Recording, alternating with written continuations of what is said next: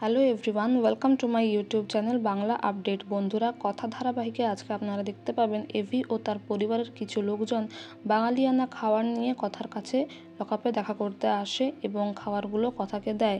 এরপর কথা এভিকে সামনে থেকে দেখে মনে মনে বলে, এতদিন বাদে আপনাকে এত কাছ থেকে দেখছি পাচক মশাই, এখন মাঝখানে আর কোনো গরাদ নেই। তারপর এভি বলে ওঠে মনে মনে যে I have to keep my promise, পয়লা বৈশাখে কথাকে যেভাবে হোক বাড়ি ফিরিয়ে নিয়ে যেতেই হবে। তারপর দুজন মিলে সবাইকে খাবার সার্ভ করে।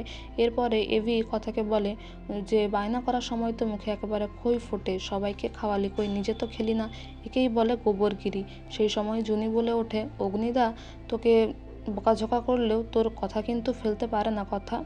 এরপরে দেখা যায় যে লকআপে থাকা কয়েদিও এভিও কথাকে দেখে বলে যে কতদিন বাদে এমন সুস্বাদু খাবার খেলাম, কি সুন্দর জুটি তোমাদের এই জুটি যেমন 7 জন্ম থাকে। পরের দিন দেখা যায় যে ঠাকুরের কিরিটটা পাচার করার জন্য মিস্টার বিশ্বাস এবং তিস্তা গুহর মধ্যে আলোচনা হতে থাকে এবং সেদিনই কথাকে কোর্টে তোলা হয় এবং কোর্টে নিয়ে যাওয়ার সময় এভিও সেখানে আসে ও কথাকে বলে যে তোকে যেভাবে হোক আজকে বাড়ি ফিরিয়ে নিয়ে যাবই, বেল তোকে পাওয়াবই, আমার উপর আস্থা রাখ।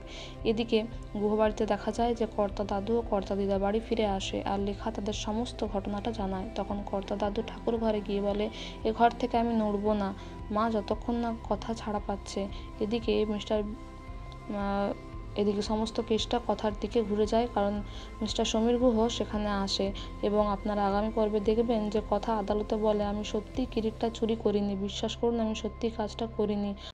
আর এদিকে এভিকে খুবই চিন্তিত দেখায়, কারণ কেসটা পুরোপুরি হাতের বাইরে চলে যেতে থাকে, কথার বিরুদ্ধে চলে যেতে থাকে। তখন এভি বলে, যতক্ষণ না মুকুটটা খুঁজে পাচ্ছি কেসটা কিন্তু কথার ফেভারে যাবে না। তো বন্ধুরা, এই ছিল আজকের আপডেট।